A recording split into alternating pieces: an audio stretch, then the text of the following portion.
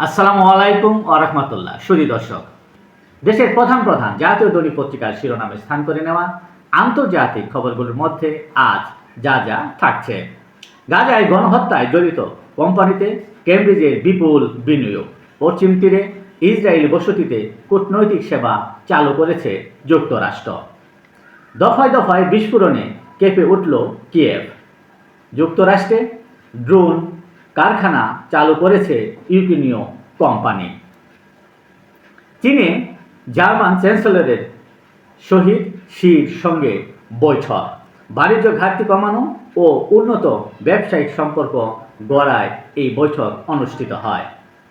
যুক্তরাষ্ট্রকে পারমাণবিক শক্তির প্রতি সম্মান দেখাতে হবে বলে মন্তব্য করেছেন উত্তর কোরীয় প্রধান কিম জং উন। ইরানে জাপানের রাষ্ট্রীয় সম্প্রচার মাধ্যমের আঞ্চলিক প্রধান গ্রেফতার। 2025 সালে রেকর্ড 129 সাংবাদিক নিহত, 2/3 সাংবাদিক নিহতের জন্য দায়ী ইসরায়েল। এই ছিল দেশের প্রধান প্রধান জাতীয় দৈনিক পত্রিকার শিরোনামে স্থান করে নেওয়া গুরুত্বপূর্ণ খবরগুলো জানিয়ে এতক্ষণ আপনাদের মাঝে উপস্থিত ছিলাম।